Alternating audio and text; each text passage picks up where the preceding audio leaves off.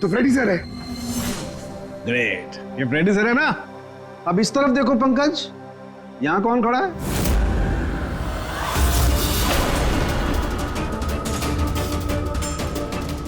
ये कैसे हो सकता है? ये इधर फ्रेडी सर, यहाँ फ्रेडी सर।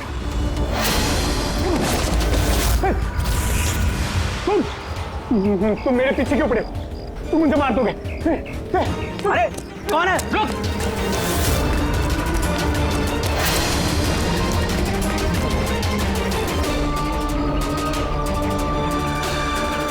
परेश, तुम कहाँ हो? मैं तुम्हारी मदद करने आया हूँ। देखो, डरो नहीं, सामने आओ। मैं तुम्हें उससे बचा लूंगा। कुछ नहीं कर पाएगा वो तुम्हारा। सामने आओ परेश।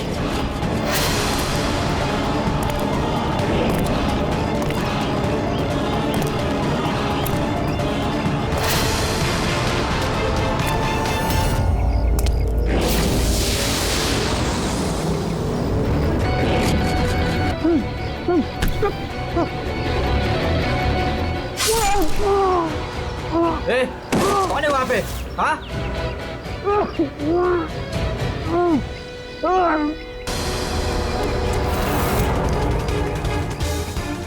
अरे क्या हुआ ये सब? अरे किसने किया? बोलो, बताओ। ठीक तो हो तुम? अरे बताओ किसने किया ये सब? सीनियर इंस्पेक्टर दया।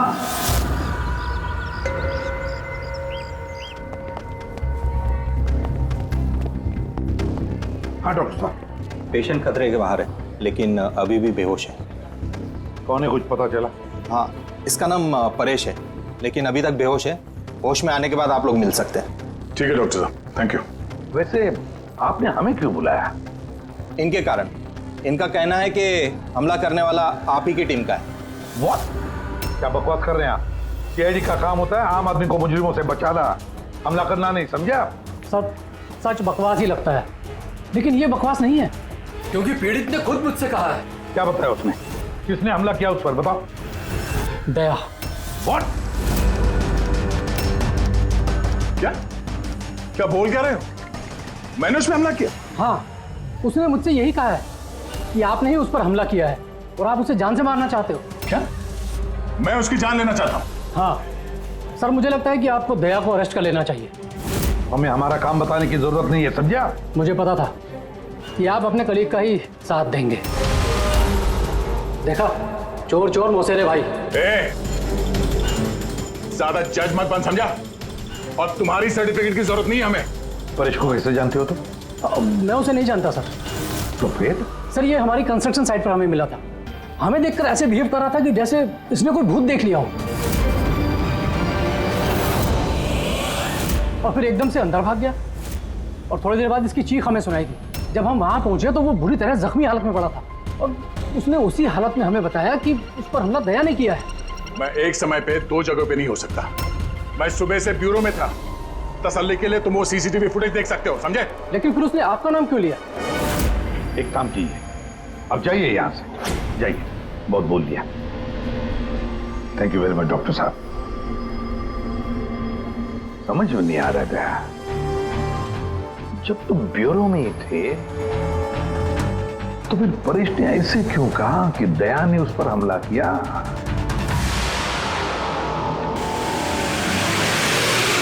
एक बात बताइए, जब आप लोगों ने यहाँ पे परेश को जख्मी हालत में देखा था तो उसके साथ में कोई था या किसी को आते जाते देखा हो? नहीं साहब, वो अकेला ही था। लेकिन सर, उसने इंस्पेक्टर दया का। पता है, उसने दया का नाम बोला। हम यहाँ वो जानने आए जो उसने नहीं बोला, समझे आप? और दया ऐसा नहीं कर सकता। सर, आप इतने यकीन से कैसे कह सकते हैं कि दया सर ऐसा कुछ नहीं कर सकते हैं? जो आदमी अपनी जान दांव पे लगा के दूसरों की जान बचाता हो, वो किसी का खून नहीं कर सकता। खुद से ज्यादा मुझे दया पे भरोसा है, समझे?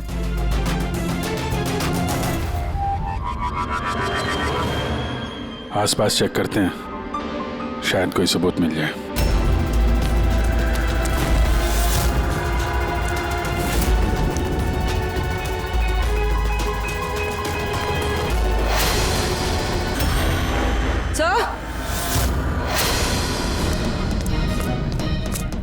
सर, ये देखिए। ओह नो, जिंदा है। हेलो एम्बुलेंस, भैया मालमणी के पास अंडर कंस्ट्रक्शन बिल्डिंग है, वहां पे भेजो जल्दी। तुम लोग जानते हो इसे? ये तो सुबह सर है, ये 2-3 बार पहले फ्लैट देखने आ चुके हैं। लेकिन सर इसे हुआ क्या है? शायद ऊपर से गिरा है।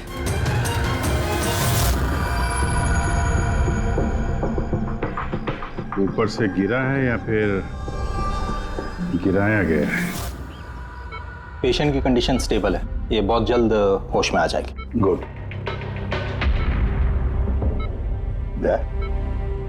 क्या हो गया, इसे तुम ऐसे क्यों देख रहे हो? जानते हो इसे? साहब, अभिजीत तुम यहाँ क्या कर रहे हो? जिस अंडर कंस्ट्रक्शन बिल्डिंग में इस परेश पे हमला हुआ है, वहां पे हमें एक और आदमी जख्मी हालत में मिला। और एक आदमी? कौन है वो? तो वॉचमैन बता रहा था उसका नाम सुबू है, वहां पे 2-3 बार आया था मकान देखने के लिए। उसके हाथ में से हमें ये कपड़े का टुकड़ा मिला है। अच्छा, छोड़ दो मुझे मत मारो, छोड़ दो मुझे, मत मारो मुझे, छोड़ दो मुझे। परेश,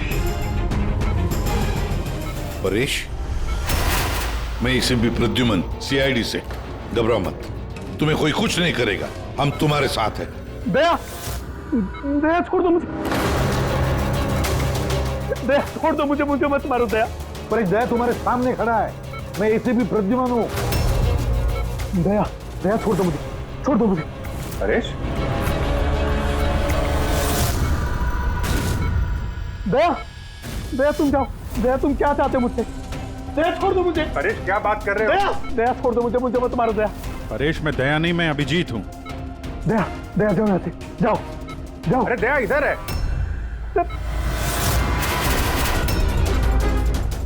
दया छोड़ दो मुझे, मुझे मत मार दो यार। परेश इधर देखो, हम पहले मिल चुके हैं, तुम जानते हो मुझे। दया छोड़ दो मुझे, मुझे मत मारो। सब दया हो, तुम सब दया हो, मुझे मत मारो। डॉक्टर, दया छोड़ दो मुझे, डॉक्टर, दया छोड़ दो मुझे।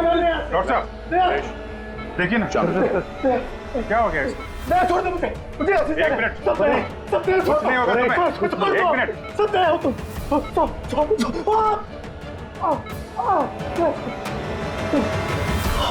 दया हो तुम सब दया हो, तुम सब दया हो।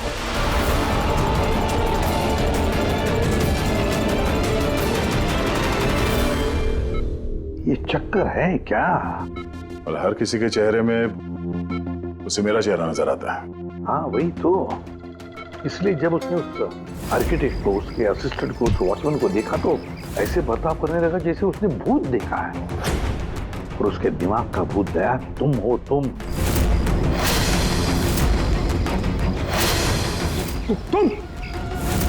और इसीलिए उसे लगता है कि तुमने उस पर हमला किया है, क्योंकि हमलावर में भी वो तुम्हें ही देख रहा होगा। तो मेरी समझ में ये बात नहीं आ रही सर कि मेरा ही चेहरा क्यों? दया, तुम कह रहे थे ना इसे तुम पहले से जानते हो, कैसे? सर लगभग 15 साल पहले मैंने इसे गिरफ्तार किया था सर। हाँ, और 2 साल पहले ये जेल से छूट गया, और पिछले 2 साल में अलग अलग केस में मैंने इसे 2 बार अरेस्ट किया सर। अभिजीत, ये परेश पुराना मेहमान है दया का। पर परेश पे हमला किया किसने और क्यों?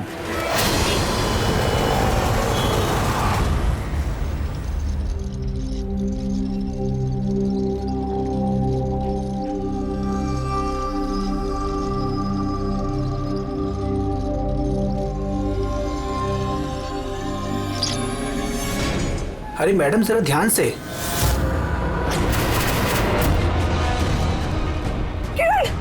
कौन किरण? मैं कोई किरण नहीं हूँ। अरे क्या कर रही है मैडम, क्या कर रही हैं आप? आपको कुछ गलतफहमी हो रही है मैम। अरे मैडम, आप ठीक तो हो ना? कौन किरण?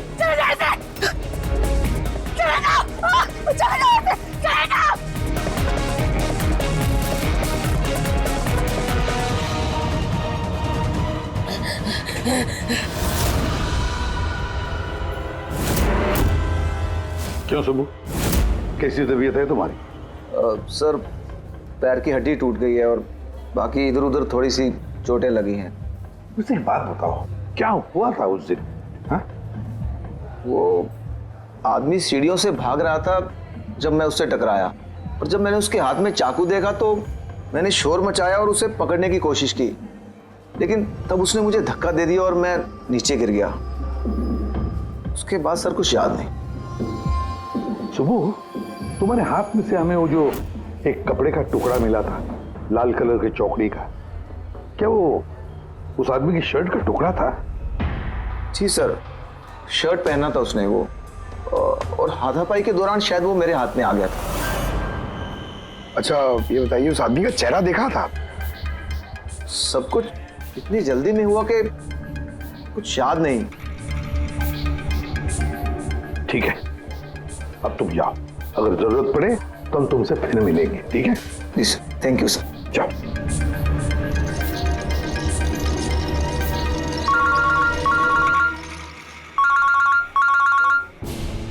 आ गया? क्या? कहां पर? अच्छा ठीक है, मैं अभिजीत और पूरी को भेजता हूं उधर। हाँ हाँ, अभी अभी। यस। क्या हुआ सर? मैं बता रहा था कि किसी सुपरमार्केट में एक औरत आसपास के सभी लोगों पर हमला कर रही थी और हर एक को किरण किरण किरण नाम से पुकार रही थी। देखिए मैडम, हम लोग सीआईडी से हैं, आपकी मदद करने के लिए आए हैं, ठीक है? ये चाकू हमें दीजिए। तुम्हें किरण हो? देखिए मैडम, मैं किरण नहीं हूँ, मैं इंस्पेक्टर अभिजीत हूँ। मैं तुम्हें भी जान से मार दूंगी, मैं नहीं छोड़ूंगी। आप प्लीज नहीं छोड़ूंगी। चाकू रखिए। तुम भी किरण हो, मैं बोल। क्या हुआ? सॉरी। Oh no. अरे क्या हो गया? ये औरत गिर कैसे गई? क्या हुआ? हटिए, आजा। एक्सक्यूज मी, हटिए, पीछे हटिए। एक मिनट पीछे आइए। हुआ क्या है इसको? मैडम, क्या हुआ इसे? मैडम, सर ये तो मर चुकी है। क्या? टेट्राकोटॉक्सिन या ब्यूरारे नाम का जहर इंजेक्ट किया गया था, जिसकी एक बूंद भी जानलेवा हो सकती है। मगर ये जहर तो हमारे देश में आसानी से नहीं मिलता ना। सिर्फ उसे ही मिलता है जो बड़ा रिसर्च कर रहा हो। तो भगदड़ में किसी ने वो पॉइजन इसे इंजेक्ट कर दिया। मगर एक काम करो, इस हादसे के वक्त का जो सीसीटीवी फुटेज है ना, वो अच्छी तरह से चेक करो। खूनी की तस्वीर उसी में मिलेगी। सर। और सर, इस परेश का क्या? इसे हर जगह मैं ही क्यों दिखता हूँ? सालू के साहब, मुझे तो ये केमिकल की बहुत बड़ी गड़बड़ लग रही है। ठीक है फ्रेडी, बस ये वाकई किसी खास केमिकल की वजह से, क्योंकि मुझे इस परेश के दिमाग में एक अलग किस्म का केमिकल मिला है। तुम्हारे कहने का मतलब है कि इसी केमिकल की वजह से इन दोनों का बर्ताव एक जैसा है और एक ही चेहरा इन दोनों को दिखता है। हाँ बस, और मैं इस केमिकल को और डिटेल में समझने की कोशिश कर रहा हूँ। मतलब जब तक इस परेश के दिमाग पर इस केमिकल का असर रहेगा, हमें कोई जवाब नहीं मिलेंगे। और अभिजीत, ये कपड़े का टुकड़ा जो आपने हमें दिया था, इसमें से भी हमें कुछ मिला है। कमाल है तारिका जी, आज तो फोरेंसिक में एक के बाद एक सबूतों का खजाना हाथ लग गया है। क्या मिला क्या आपको? ये कॉटन का कपड़ा है और इसके रेशो में आटे के कुछ ट्रेसेस मिले। आटा? सिर्फ आटा? सिर्फ आटा। हाँ वाकई खजाना तो हाथ लगा है। आटा। सर ये फोटोग्राफ है सर। ये जितने भी लोग हैं, इनमें से किसी ने उन्हें पॉइजन का इंजेक्शन दिया सर। अब और एक काम करो, ये जितने सारे लोग हैं ना, इन सब की मूवमेंट ट्रैक करो। शॉपिंग मॉल में खून होने से पहले ये लोग कहाँ थे, कहाँ से आए, क्या क्या कर रहे थे, और खून होने के बाद में देखो ये लोग कहाँ कहाँ गए। ओके?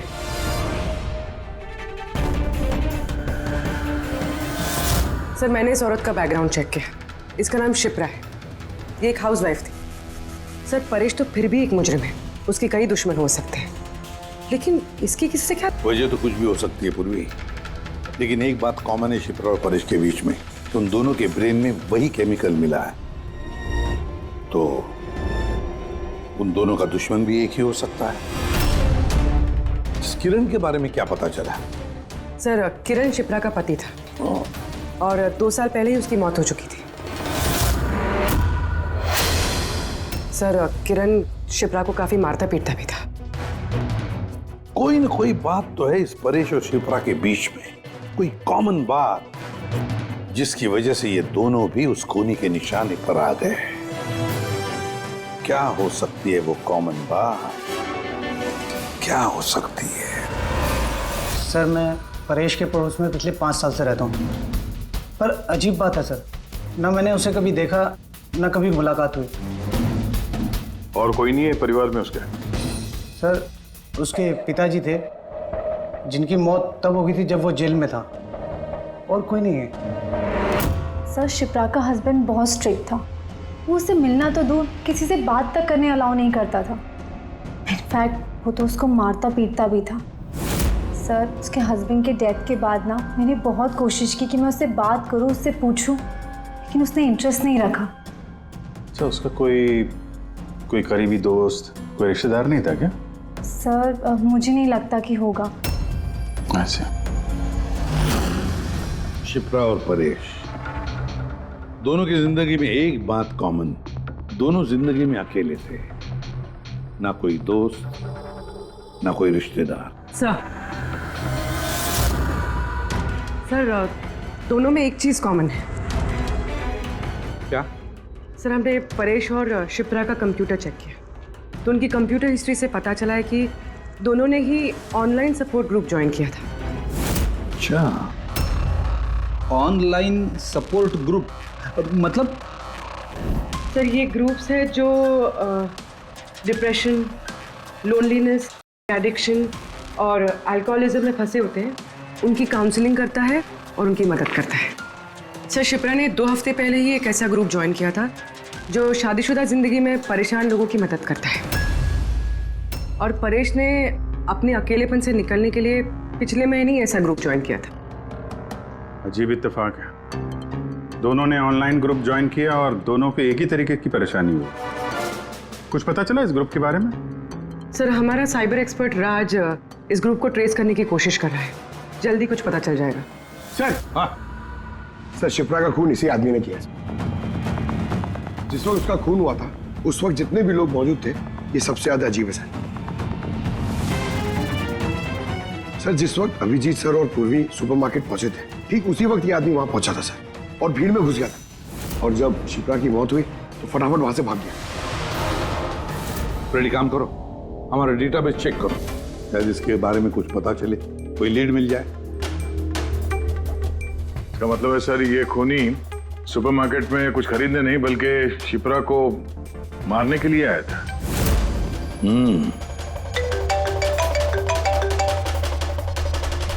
हाँ राज,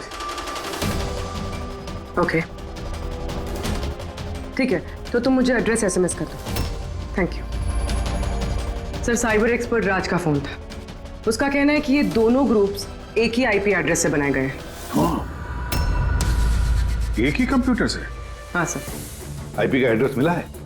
हाँ सर, अंधेरी में एक प्रिंटिंग शॉप है, ये दोनों ग्रुप्स वहीं से बनाए गए हैं। बस, तो फिर अभिजीत तुम और पूर्वी जाओ वहां पर और देखो कौन है उस सबके पीछे और उसका क्या कनेक्शन है। सर क्या सोच रहे होते हैं? सर नहीं, पंकज ने भी बताया कि वो खूनी शिप्रा को मारने के इरादे से ही आया था। तो फिर सर उसे पता कैसे चला कि शिप्रा वहाँ सुपरमार्केट में है और वो लोगों पे हमला कर रही है? वो शिप्रा को फॉलो कर रहा होगा सर।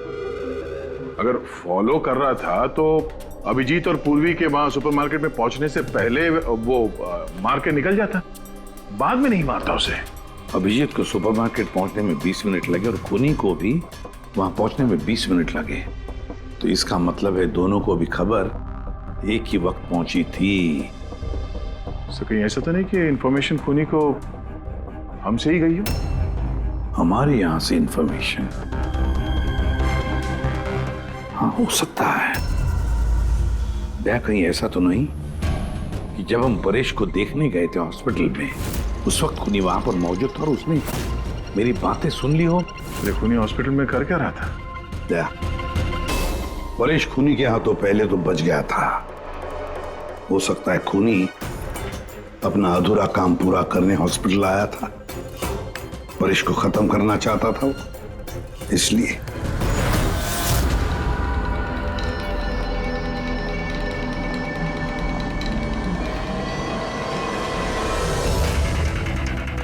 डॉक्टर साहब, क्या आपने इस आदमी को देखा है?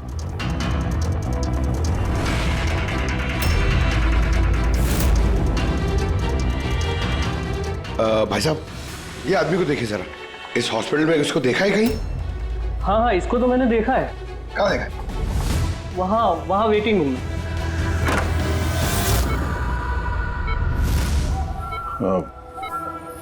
क्या कोई आया था क्या? नहीं सर, यहाँ कोई नहीं आया। ठीक। हाँ दया। सर परेश तो ठीक है, पर वो खूनी अभी तक दिखा नहीं। कहीं तो छुप कर बैठा ही है दया, सही वक्त का इंतजार कर रहा है। वेटिंग रूम में भी चेक किया सर, अभी कोई नहीं है। तो यही पता है, पर कहाँ छुप कर बैठा है ये?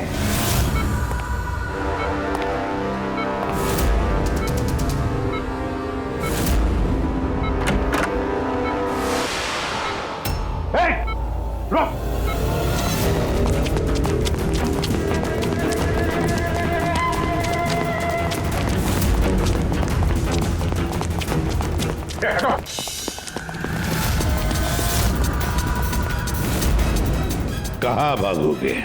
रुक!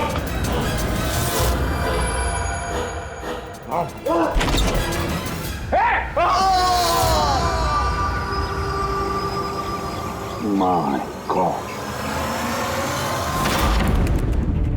हाँ भाई, क्या मिला? सर ये दोनों साइड डिलीट किए जा चुके हैं, अब वो ऑपरेशनल नहीं है। मतलब अपराधी ने सबूत मिटा दिया? जी सर, पर सर कुछ इंटरेस्टिंग चीजें मेरे हाथ लगी है। क्या? ये देखिए सर, इसी आईपी एड्रेस से, इसी कंप्यूटर से उस तरीके के 6 और ऑनलाइन सपोर्ट ग्रुप बनाए गए हैं। तो लोगों को फंसाने के लिए ऐसे कई ग्रुप बनाए गए हैं? बिल्कुल सर। सर बाकी ग्रुप डिटेल में चेक कर लेता हूँ। मतलब सर परेश और शिप्रा के अलावा और भी कई लोग हैं जिन्हें इन लोगों ने फंसाया है। मगर सर मकसद क्या हो सकता है इस तरह से साइट बना के लोगों को टारगेट करने का? वही केमिकल से रिलेटेड कुछ होगा। ये कुछ मिला रजिस्टर में? हाँ सर। सर पिछले 3 महीनों में 85 लोगों ने एक कंप्यूटर यूज किया है। सबकी डिटेल्स चेक करनी पड़ेगी। ठीक है सर ये देखिए, 6 में से 5 ग्रुप डिलीट किए जा चुके हैं, लेकिन अभी भी एक सपोर्ट ग्रुप एक्टिव है और अभी भी उसे कोई ऑपरेट कर रहा है। Enhancing the life of lonely people. मतलब साफ है, ग्रुप बनाया जाता है, तना लोगों को फंसाया जाता है और बाद में ग्रुप डिलीट। तो अब उन्हें एक और शिकार की जरूरत है। एक आइडिया है कोई? चले इस आदमी के बारे में। फिलहाल तो कुछ नहीं, वॉलेट के अलावा इसके पास कुछ भी नहीं मिला है, मोबाइल फोन तक नहीं। तो हमारे पास कोई सुराग नहीं है। दया, ये केस दिखता उतना सिंपल नहीं है, बहुत बड़ा षड्यंत्र है ही है। कई सारे लोग इसमें इन्वॉल्व है। ये तो इस खेल का मोहरा लग रहा है सर, वो भी भाड़े का। और इस केस का मास्टरमाइंड अभी भी आजाद घूम रहा है, अपने नए शिकार की तलाश में होगा। जल्द से जल्द ढूंढना होगा सर इसे। हाँ पंकज, आराम से। बस खड़े। ये क्या ही था उनके? सर आप ये क्या खेल खेल रहे हैं पंकज के साथ? नहीं नहीं, ये कोई खेल नहीं है। बस मैंने बताया था ना, ये केस बहुत ही पेचीदा है, बड़ा कॉम्प्लेक्स है। याद है ना, मैंने बताया था उस परेश के और उस शिप्रा के दिमाग में मुझे एक अलग तरीके का केमिकल मिला था। हाँ, मैंने उस केमिकल को रिप्लिकेट किया और इस पंकज के शरीर में इंजेक्ट कर दिया। What? तू पागल हो गया शाहरुख है? अगर इसे कुछ हो गया तो? अरे कुछ नहीं होगा यार, बिलीव मी, मैं पागल हूं क्या?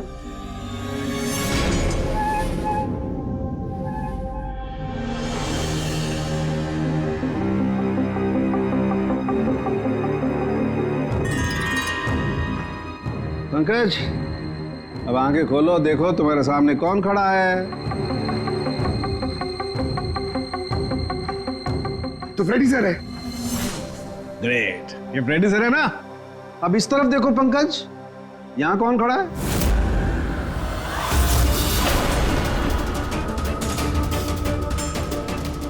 ये कैसे हो सकता है?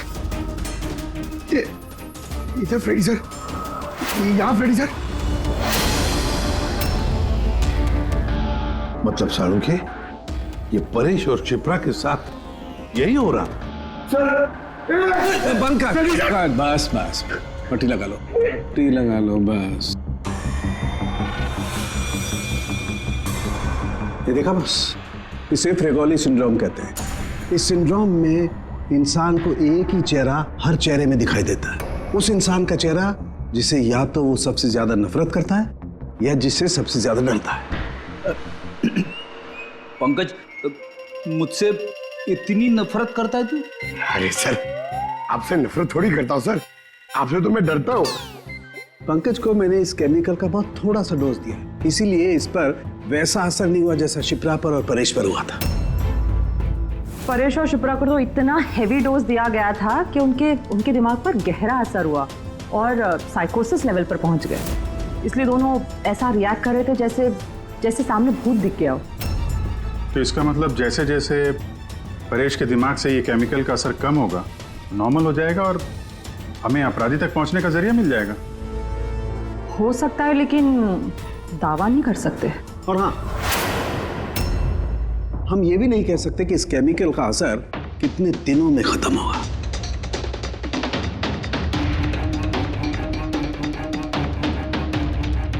अगर हम परेश के ठीक होने का इंतजार करेंगे तो बहुत देर हो जाएगी। हमें कोई और तरीका ढूंढना होगा, कोई और तरीका। हाँ पूर्वी। सर, मैंने वो ऑनलाइन ग्रुप पे रजिस्टर कर लिया और डिटेल्स भी एकदम परेश और शिप्रा की तरह थी। नो फ्रेंड्स, नो फैमिली, एकदम अकेले। उन लोगों को ऐसे लोगों की तलाश है।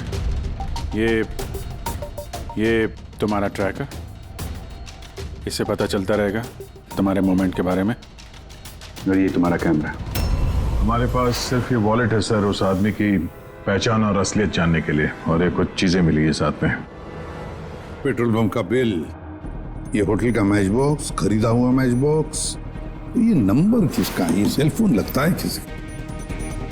सर हम इस पेट्रोल पंप पे गए थे, वहां से पता चला सर ये आदमी महीने में 2-3 बार वहां पे आता है और सीसीटीवी फुटेज में हमने देखा कि वो अपने बाइक पे हर बार अलग अलग नंबर प्लेट लगा के आता है।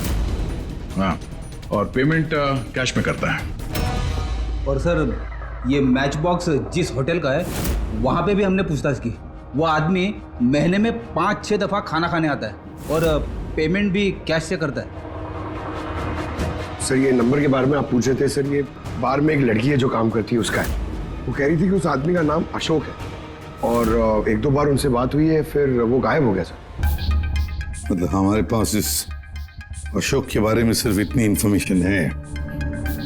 एक काम करते हैं, ये सारी जो लोकेशंस है ना, पेट्रोल पंप, बार और ये होटल, देखते हैं कहाँ पर है। जरा मैप दिखाओ।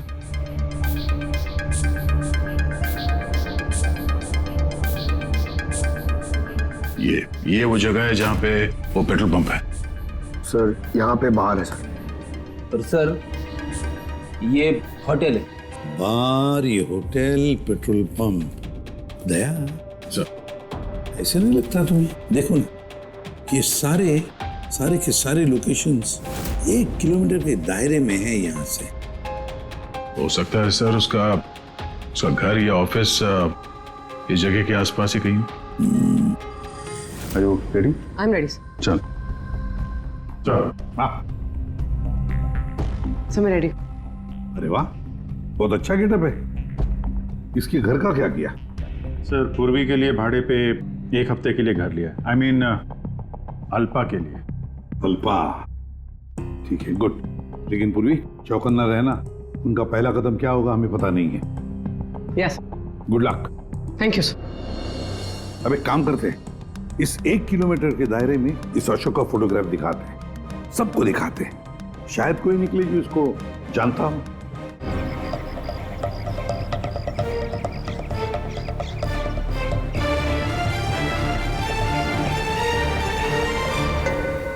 पूर्वी। हाँ सर। चौकन्ना रहना। सर यहाँ पे तो सब ठीक है।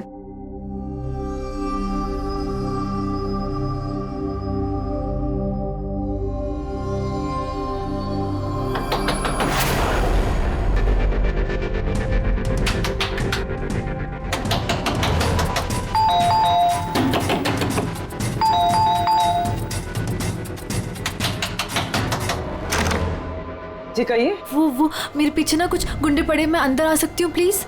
एक मिनट।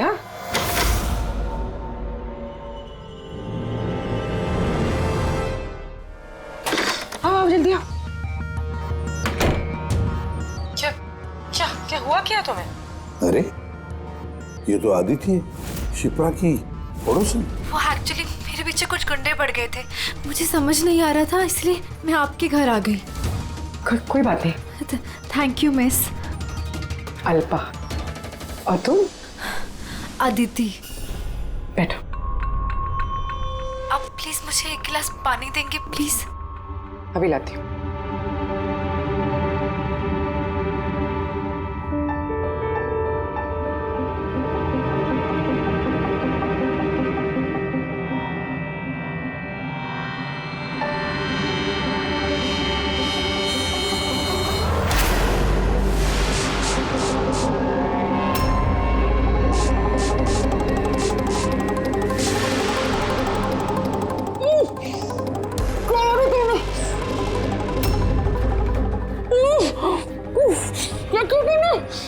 मत कर, कुछ ऐसा नहीं किया, ज्यादा दर्द नहीं दूंगी तुझे मैं।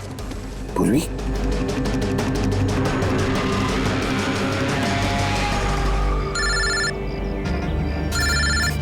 हाँ सर। क्या शिप्रा की पड़ोसन अदिति? सर मैं फौरन वहां पहुंचता हूं। नहीं सर, अब अशोक का भी पता नहीं चला। ये सर। सब कुछ प्लान के मुताबिक तो चल रहा है। अब देखते ही आदिति पूर्वी को कहां लेकर जा रही है। अरे ये क्या, ट्रैकर एक ही जगह पे मूवी नहीं हो रहा। कहीं ऐसा तो नहीं उन लोगों को ट्रैकर के बारे में पता चला हो, निकाल कर फेंक दिया हो। माय गॉड, अब तक पहुंचेंगे कैसे इन सब तक?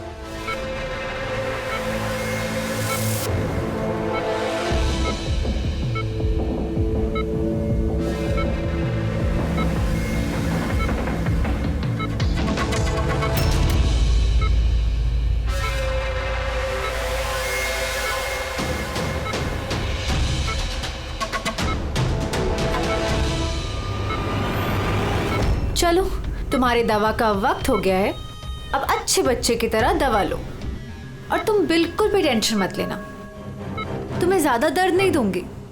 कौन हो तुम? छोड़ो मुझे, छोड़ो मुझे। चिंता मत करो, मैं तुम्हें दर्द नहीं दूंगी। छोड़ो मुझे।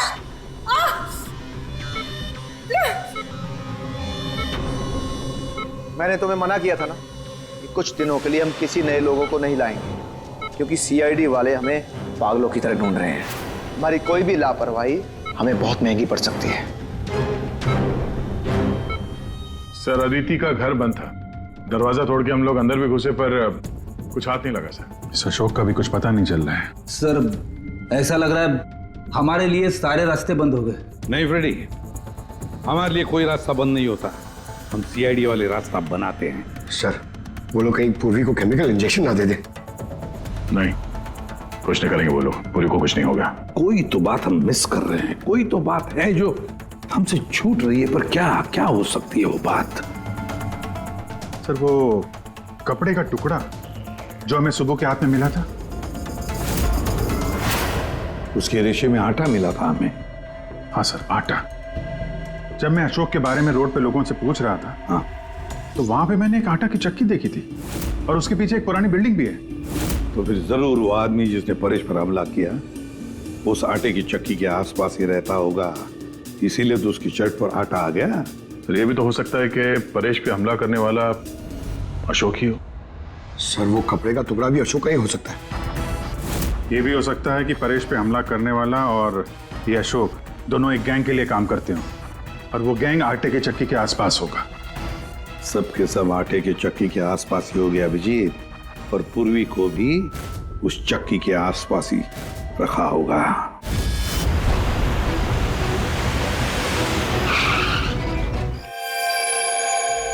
कोई अपने जगह से नहीं लेगा, कोई भी नहीं। पूर्वी कहाँ है? अदिति, पूर्वी कहाँ है?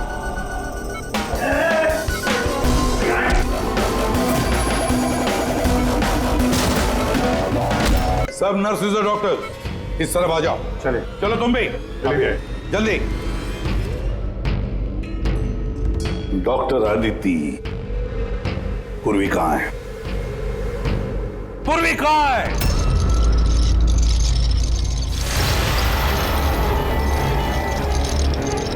तुम्हारी पूर्वी मेरे पास है एसीपी।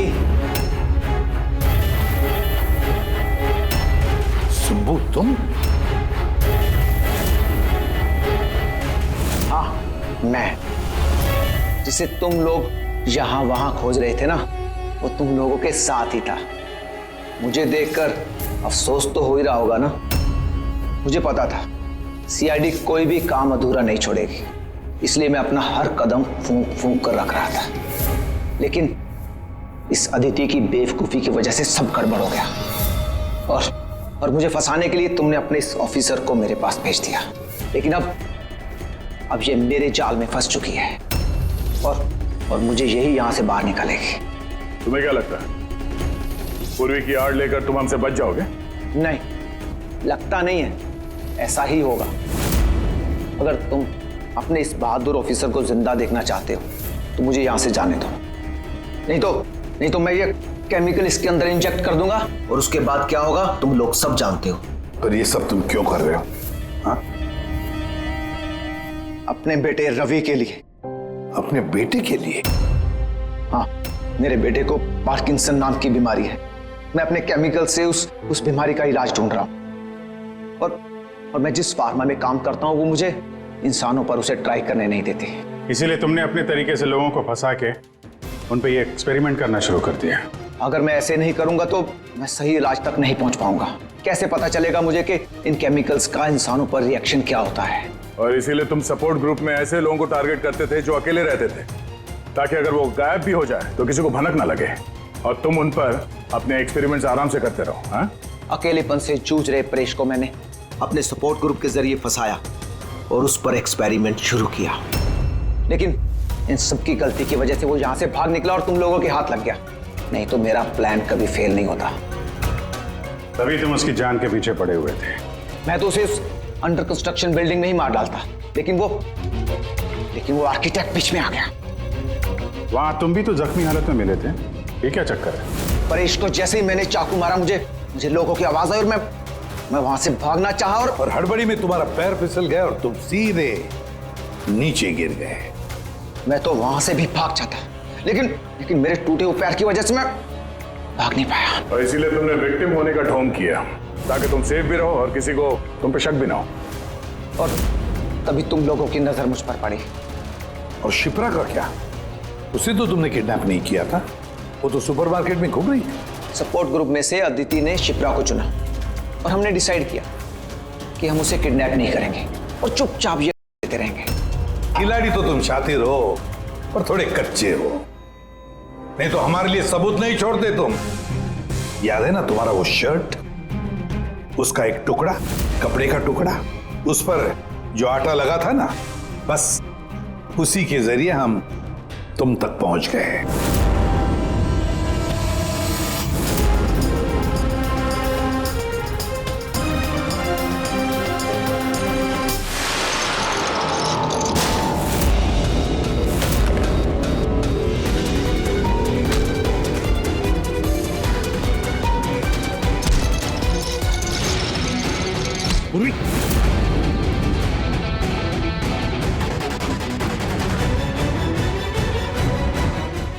देखो, हाँ?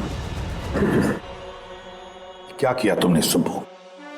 कभी सोचा है? हाँ? अपने बेटे को बचाने के लिए तुमने न जाने कितने लोगों की जान दांव पर लगा दी, पर यह नहीं सोचा ना कि सही क्या है गलत क्या है। तुम्हारे बेटे को तो हम अच्छी से अच्छी ट्रीटमेंट दिलवाएंगे, मगर तुम्हें जेल की सलाखों के पीछे बिठा देंगे। शायद फांसी का ऑर्डर भी आ जाएगा तब तक।